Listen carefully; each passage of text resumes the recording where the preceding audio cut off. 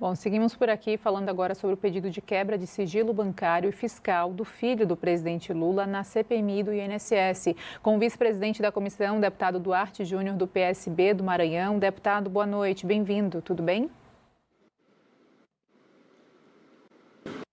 Boa noite, é um prazer falar com todos vocês e ainda mais sobre essa investigação que tanto interessa ao povo brasileiro. Pedido feito para essa quebra de sigilo acontecer, sendo aprovado, o que vocês buscam encontrar? O core aí da investigação é realmente ter a verdade ou a comprovação que ele pode ser o sócio oculto do careca do INSS, é isso? Existem várias suspeitas. Uma das intenções é entender se há, de fato, uma relação direta entre o filho do presidente Lula e o careca do INSS, o Antônio Antunes. Existem provas de que ambos fizeram uma viagem juntos na primeira classe em uma aeronave com destino a Portugal. Então, já se presume não se sabe se uma relação superficial ou se uma relação de negócios. É por essa razão que a quebra dos sigilos vem ganhando força por parte da CPMI do INSS para que possamos identificar com essa quebra se há de fato relação ou não. É importante que a CPMI ela possa ser fortalecida. A exemplo, como nós vimos agora há pouco, o que diz respeito ao Banco Master. Já no escopo da CPMI do INSS, o plano de trabalho que foi aprovado ali no mês de setembro do ano passado, já havia a previsão de que nesse ano, no mês de fevereiro e março, nós iremos aprofundar as investigações nas instituições financeiras, em especial as instituições financeiras, os bancos, que realizaram descontos ilegais indevidos nas contas dos aposentados com empréstimos consignados. O Banco Master faz parte dessas instituições. Agora, uma nova CPI para tratar especificamente desse assunto do Banco Master faz todo sentido. Eu assinei todos os pedidos para a CPI ou CPMI do Banco Master, mas é importante aproveitarmos que a CPMI do INSS já está instalada, já tem membros titulares, suplentes, já tem a presidência, eu como vice-presidente, para que a gente não perca tempo. O que a gente precisa é avançar nessas investigações para limpar de fato essa corrupção e garantir mais segurança e proteção aos consumidores brasileiros. A gente já volta para o caso Vorcaro, que tem desdobramentos na CPMI do INSS. Mas só para fechar a questão Lulinha, o que mudou? Porque já foi tentado levar Lulinha à CPMI, houve uma blindagem. O senhor imagina que agora vai conseguir avançar com quebra de sigilo bancário, fiscal, telefônico, né? E ele, né, vir da Espanha para dar um depoimento ou dar um depoimento de forma virtual, vai conseguir isso dessa vez ou a blindagem vai seguir? Olha, eu espero muito sinceramente que não haja nenhum tipo de proteção, nenhum tipo de blindagem. Eu acredito que a lei ela existe e ela está acima de todos. Não existe ninguém que tenha ali um escudo para descumprir a lei. Não importa se é presidente, se é ex-presidente, se é filho de algum político, o importante é que essas investigações elas possam avançar. Como você brincou da última vez que houve uma tentativa de convocação, houve ali uma articulação por parte de parlamentares da governo para blindar, para impedir a convocação do filho do presidente da República. Acredito que será uma nova oportunidade, acredito que devem que temer, e seria aí uma oportunidade da gente ouvir, e quem não deve, além de não ter o que temer, tem total condição de uma CPMI, de uma investigação como essa, de esclarecer os fatos, de mostrar o seu sigilo, de abrir informações para exatamente comprovar a sua probidade. Por isso, eu acredito que é possível sim ter acesso a essas informações, até que com uma mudança de ano possa haver a mudança ali de alguns membros na CPMI. Até porque aliados do governo consideram que há um ganho em temas espinhosos para a gestão Lula, justamente quando a gente lembra da convocação do Frei Chico, que foi também barrada, que teve essa blindagem, então, de articulação dos apoiadores do Lula. Vocês, então, descartam essa possibilidade de se repetir com o filho do Lula, o Lulinha? Olha, não é que se descarta, tudo pode acontecer. O que eu espero e defendo é que não importa se o requerimento de convocação ou de quebra de sigilo vai atingir o filho do ex-presidente ou do atual presidente. Se existe ali uma fumaça, se existem indícios de ilegalidade, essa investigação ela tem que avançar. Eu espero que, diferente do que aconteceu no final do ano passado, desta vez, com a apresentação desses novos requerimentos, não tenha nenhum tipo de blindagem, que de fato se aproveite essa oportunidade para esclarecer, inclusive se é inocente, mostrar que é inocente. Se cometeu algum erro, que esse erro possa ser identificado e punido. O próprio presidente da República, em suas manifestações, fazendo alusão ao ex-presidente Jair Bolsonaro, ele informava que na sua gestão a Polícia Federal, as instituições de fiscalização e controle, elas terão e têm total liberdade. Não é à toa que essa investigação está avançando. Então, se o próprio presidente, por qual razão parlamentares da base vão se utilizar da sua oportunidade dentro da CPMI para impedir que o povo brasileiro tenha acesso a essas informações? Por isso, aqui já reitero, meu voto vai ser favorável a qualquer tipo de requerimento de convocação ou qualquer tipo de requerimento de informações de quebra de sigilo. Onde é que tem essa ligação para o senhor de forma mais concreta? Onde é que está para que vocês avancem nesse pedido de quebra de sigilo bancário, fiscal, telefônico, telemático?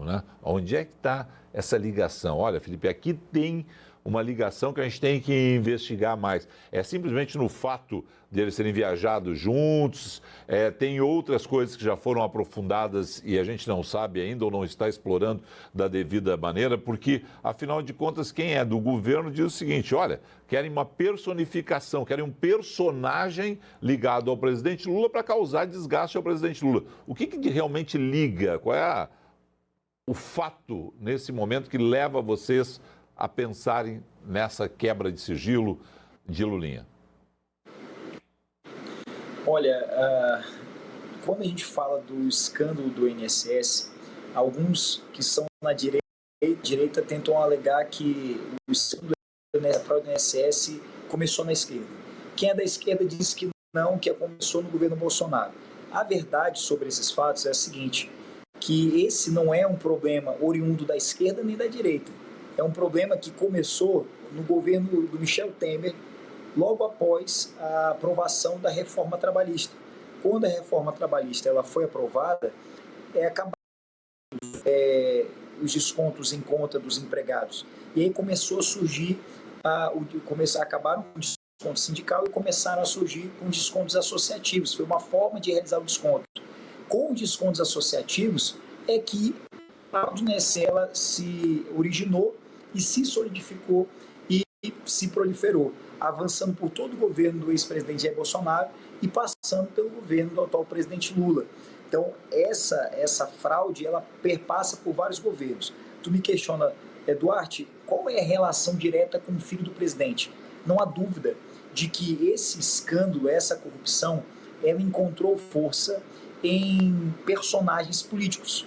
Personagens que abriram espaço dentro do Ministério da Previdência, que abriram espaço dentro do próprio INSS, que utilizaram da sua influência, o tráfico de influência, para poder fazer com que informações fossem vazadas. Esses contos foram realizados por informações de pessoas, de cidadãos, informações de pessoas aposentadas, de idosos, de pensionistas, de beneficiários do BPC. Informações sigilosas foram compartilhadas e essas pessoas tiveram em suas contas descontos totalmente ilegais, sem qualquer tipo de anuência, sem qualquer tipo de conhecimento, o que demonstra como essa fraude ela foi severa, porque são pessoas que muito têm, tirando dinheiro de quem quase nada tem.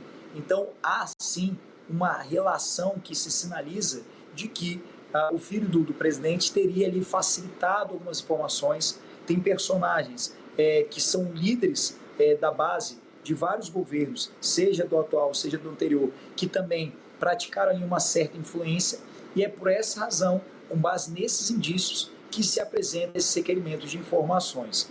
É importante destacar que, pelo menos da minha parte, eu identifico que a CPMI ela tem 3 grupos muito claramente definidos. Um grupo que está ali para defender, mesmo diante de erros claros, aqueles que compõem governos de direita. Tem aqueles que fazem parte da esquerda e estão ali para defender, mesmo que existam erros em governos da esquerda, e existem aqueles que têm um compromisso maior com o interesse público. com as pessoas. E é nesse grupo que eu me insiro. Não importa se quem errou é da direita ou da esquerda. O que importa é que tem pessoas com deficiência, aposentados, idosos, pensionistas, que tiveram descontos durante anos em sua conta. A gente está conseguindo fazer devolução de vários descontos que foram realizados. Por exemplo, no estado do Maranhão, mais de 198 mil pessoas já tiveram a restituição dos valores descontados, chegando a mais de 150 milhões de reais. No Brasil, a gente já ultrapassa 3 milhões de reais restituídos aos cidadãos consumidores brasileiros, num total de descontos ilegais que a gente chega no patamar de mais de 6 bilhões de reais. Ou seja, a gente está conseguindo avançar quanto mais a gente avança nas investigações. Agora é importante a gente identificar quem foi o causador disso, não importa quem tenha cometido esse erro, se é da direita ou da esquerda, se faz parte do governo ou se fez parte do governo, para que ele possa ser identificado, possa ser punido com todo rigor e o dinheiro possa ser devolvido daqueles que nunca deveriam ter sofrido esse tipo de desconto. Pois é, e lembrando que quando a gente fala do Lulinha, não só o Careca está envolvido, mas também o próprio nome da empresária Roberta Luxinger também tem algo ali a ver, ela que era amiga do Lulinha, muito também a favor do presidente Lula, enfim, a gente vai seguir acompanhando. Agora, deputado, eu acabei de receber aqui nossa informação da redação, que foi confirmado para o dia 26 de fevereiro, Daniel Vorcaro na CPMI do INSS. Antes a gente tinha dado aqui a data do dia 19. Confirma essa mudança para o dia 26, está cravado, o senhor está atualizado também com relação a essa informação que acaba de chegar aqui? Com certeza, inclusive eu estava esperando o momento das perguntas sobre o Daniel Vorcaro para eu poder explicar o porquê dessa decisão. A convocação, inclusive é um requerimento da minha autoria, do Daniel Vorcaro, já tinha sido aprovada e a data do dia 5 agora, nessa quinta-feira, para que ele pudesse ser ouvido, assim como o presidente do BMG. Nós recebemos uma manifestação oficial por parte dos seus advogados pedindo que pudesse ser adiada essa oitiva sobre a alegação de que o tempo em que ele foi citado comparecer à CPMI era muito curto, muito exíguo e ele não teria condições de vir até Brasília. Eu aqui abro um parênteses que é absurda justificativa porque nós estamos falando do Daniel Vorcaro que tem dezenas de jatinhos. Então, para ele não é difícil pegar um desses jatinhos e vir até Brasília para prestar o depoimento. No entanto, tem um ditado popular que diz o seguinte: quem quer pegar galinha não grita show. Então, a partir do momento que a equipe de advogados faz esse pedido de que ou ele seja ouvido via Zoom, como a gente está fazendo essa entrevista, o que não seria adequado, é importante que ele esteja aqui no Congresso Nacional, que a gente possa olhar nos olhos dele, fazer o questionamento que o povo brasileiro quer saber, que a gente possa sentir se de fato ele fala a verdade, se de fato ele cai em contradição, como já aconteceu centenas de vezes no decorrer da CPMI, e é por essa razão que nós entendemos por bem aceitar o pedido da equipe para adiar essa oitiva para agora ainda no mês de fevereiro, logo após o fim do carnaval, no dia 26 de fevereiro. Isso é importante porque com esse acordo que foi realizado, a gente tira toda e qualquer chance de que a equipe de advogados impetre com habeas corpus e tenhamos aí uma nova blindagem sem fundamento legal, jurídico, do personagem Daniel Vorcaro. Está acordado, portanto, com os advogados que eles não vão entrar com pedido de habeas corpus.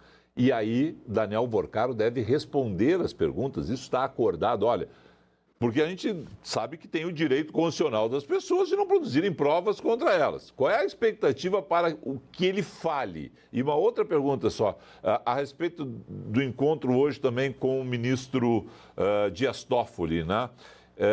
Vai haver o compartilhamento de documentos do inquérito sobre o Banco Master com vocês da CPMI e do INSS, depois que o material for analisado pela Polícia Federal? Vamos lá. Sobre essa possibilidade de impetrar um habeas corpus, é claro que com esse acordo ela reduz a quase zero.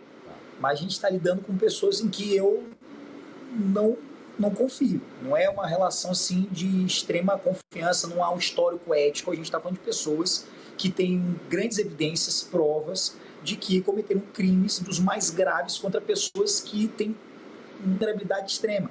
Então há ali um acordo, existe uma boa-fé processual de que acordo, fizeram um pedido para adiar a oitiva, nós adiamos a oitiva para o dia 26, a data que eles desejaram, antes, ou melhor, posterior à data que seria oitiva, então não tem razão deles impetrarem o HC.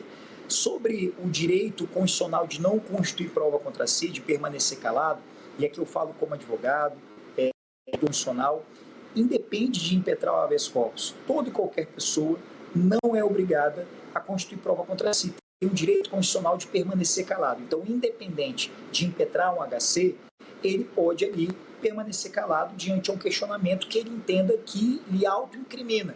E isso independe de um habeas corpus. É claro, no momento em que ele vem sem nenhum HC, acaba que facilita muito a colaboração para que a gente possa ter acesso às informações. A gente vai buscar ao máximo essas informações de forma muito respeitosa e esperamos contar com a colaboração dele, até quem sabe demonstrando indícios de uma delação premiada, e o que vai fazer com que muitas pessoas poderosas que contribuíram para essa fraude possam ser identificadas e punidas. Pois é, né? Essa questão do direito de permanecer em silêncio é algo que atrapalha bastante quem toma esse lado e pede realmente esse direito para ser exercido durante o comparecimento na CPMI, até porque a gente fala de algo que fica travado ali, a pessoa vai, não se manifesta, é direito, mas também é um direito que acaba atrapalhando os trabalhos. Agora, com relação a ações possíveis do Supremo Tribunal Federal, a gente viu um Supremo muito envolvido no caso Master, né? Falamos de uma rapidez muito alta de envolvimento. A gente viu o Banco Central, que tinha a prerrogativa de ação. Desde 74 existe essa lei que dá essa abertura e esse direito para o Banco Central agir, seja em liquidação de bancos ou instituições financeiras ou outras atitudes também ali, mas um Supremo que foi bem atuante. Não à toa a figura do Dias Toffoli também é algo que a gente remete bastante, esse encontro hoje entre ele, o Carlos Viana, enfim. Como é que a CPMI, que vai levar esses trabalhos agora marcado para o dia 26, espera lidar com um judiciário que também pode estar bastante presente dentro de todo esse contexto que a Comissão Parlamentar Mista de Inquérito pode alcançar, deputado? Só concluindo ali, só um comentário breve, o direito de permanecer calado é o direito de não se autoincriminar. Na teoria do direito processual, existe ali o princípio da presunção de inocência. Mas quando a gente está numa arena como uma CPMI e a gente pergunta para o sujeito, como aconteceu, por exemplo, com a Alfaiate, eu mesmo fiz esse questionamento a ele, eu perguntei, foi você que fez a roupa do Tony Garrido, do Rodrigo Faro, e falei outras personalidades? Ele disse que sim, e explicou inclusive os modelos que tinha feito. Quando eu fiz a mesma pergunta, mas sobre um outro negócio, por que ele recebeu 26 milhões para prestar um serviço determinado por essa empresa que, teoricamente, ao que tudo indica, é uma empresa de fachada, ele permaneceu calado. Então, quando ele fica calado, é um direito que ele tem de não se autoincriminar, mas ele deixa muito claro ali de que ele, de fato, praticou um crime nesse quesito. Então, é bem paradoxal esse direito de permanecer calado, de não se autoincriminar, porque quando ele é usado de qualquer modo, de qualquer forma, deixa muito claro onde está a sujeira. Então, não é algo assim que, claro, prejudica as investigações, mas não é que seja tudo perdido, né? É importante sublinhar essa situação. Sobre a relação com o Supremo Tribunal Federal, os poderes eles têm que ter entre si harmonia e independência. Cabe ao Poder Judiciário julgar, cabe ao Parlamento, à CPMI, o deputado, o senador elaborar leis, e no caso da CPMI, de investigar. A CPMI constitucionalmente tem poder de investigação, tem poder de polícia, não pode um se sobrepor ao outro, não pode o Supremo vir e tirar documentos que nós tivemos acesso licitamente. Existe no direito penal, direito processual penal, a teoria dos frutos da árvore envenenada. O que é isso? A teoria dos frutos da árvore envenenada são aqueles documentos, são aquelas provas que foram obtidas de forma ilegal, ilícita. Por exemplo, eu faço uma gravação escondida de um diálogo entre nós sem avisar vocês que vocês estão sendo gravados. Essa informação, por mais que prove que haja um crime, que existe um crime, essa prova tem que ser retirada e desconsiderada do processo. Não é o que aconteceu na CPMI. Nós fizemos o requerimento, foi aprovado por unanimidade pelos membros titulares e suplentes da CPMI. Nós quebramos o sigilo e quando o documento chega até a CPMI, o Supremo simplesmente tira o documento das nossas mãos. Nós não conseguimos ler esse documento, não conseguimos ter acesso às informações. E aí cabe o questionamento ao Supremo que estamos acompanhando. A quem serve essa decisão? A quem beneficia essa decisão? Beneficia o povo brasileiro, o interesse público, respeita as leis, a Constituição desse país, ou visa proteger quem descumpriu a lei? Na minha opinião, a segunda opção. Por isso que cabe esse diálogo do presidente da CPMI. Eu iria participar dessa reunião, mas eu tive uma agenda no Estado, acabo de chegar em Brasília. Essa reunião é fundamental para que a gente possa, estreitar os laços, mostrar, olha, aqui cada um tem o seu papel, cabe a você julgar, cabe a nós investigar, a gente quer colaborar, tem muita coisa que a gente está observando, buscando, encontrando, a gente está passando para vocês, e a gente precisa ter essas ações para que a gente possa dar transparência. Veja, uma ação pela Polícia Federal que está de parabéns, exercendo um excelente papel, não tem a visibilidade e a transparência que uma CPMI tem. Não à toa, ou não coincidentemente, as investigações da fraude do INSS começaram em fevereiro do ano passado, mas as primeiras prisões ocorreram depois de setembro, quando nós já tínhamos iniciado a CPMI. 15, 20 dias depois da CPMI, começaram as primeiras prisões, que foram dos cabeças principais, até aqui então tidos como os principais personagens, que é o Antônio Antunes e o Camisotti. Então, vale a pena esse diálogo, e é importante que as instituições percebam que a importância para o povo brasileiro não é quem vai prender, mas sim que todos possam fazer o seu papel para defender quem não pode ser lesado, quem não pode ser roubado, que são os consumidores, aposentados, pensionistas do nosso país. Deputado Duarte Júnior, PSB do Maranhão, obrigado ao senhor por conversar conosco mais uma vez aqui na Band News TV. Sucesso, né? Porque afinal de contas a gente torce muito para que a CPMI desvende essa roubalheira dos aposentados, dos pensionistas, dinheiro que bateram a carteira daquelas pessoas que não tinham a menor ideia do que estava acontecendo. Isso já está mais do que comprovado pela CPMI. Sucesso para vocês colocar esse povo todo na cadeia, que é o desejo de todos nós também. Obrigado. Eu que agradeço, um abraço a vocês, parabenizo o Band News pelo exemplo de jornalismo, pela independência que vocês têm. Muito obrigado e boa noite a todos. Obrigada.